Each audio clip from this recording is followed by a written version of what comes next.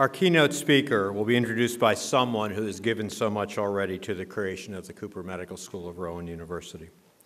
As President and Chief Executive Officer of the Cooper Health System, he's worked tirelessly, generally behind the scenes and without fanfare. He has helped bring this school to life. We owe him an enormous debt, and I want to personally thank him for all of his hard work.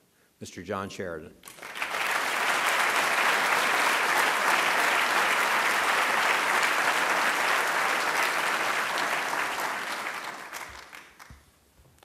Good morning, everybody.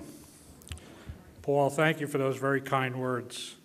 I was listening carefully as people spoke and mentioned many, many people that contribute to this project, but I want to just take a second and recognize first one person in particular, and then groups of people, two groups of people.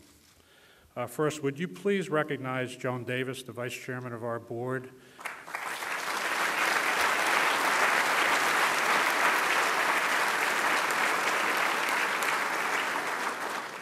Joan has dedicated her life to Camden for these many years, and Joan, thank you very much.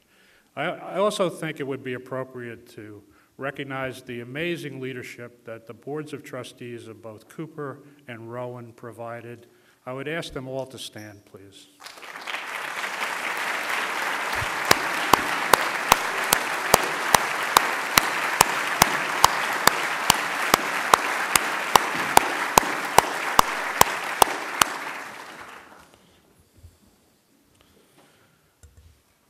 So you all believe you are here today for the opening of the medical school. But the real purpose we gathered here is to give the governor an opportunity to practice his keynote speech for the Republican National Convention.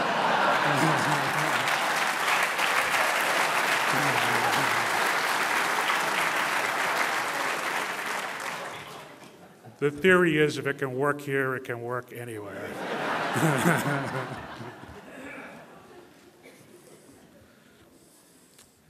There is not much of significance that happens in New Jersey unless you have the governor's support, and on larger projects, as you've heard, multiple governors. Governor Christie's support looms large in the efforts to secure an allopathic medical school in South Jersey.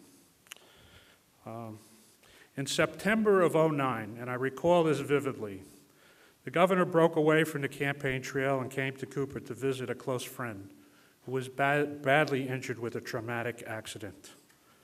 During that visit, he took me aside and made it clear to me that the medical school was high on his list and he had had his full support. Governor Christie was sworn into office in January 2010, and one of his first actions was to send a budget to the legislature. That budget fully funded this embryonic medical school.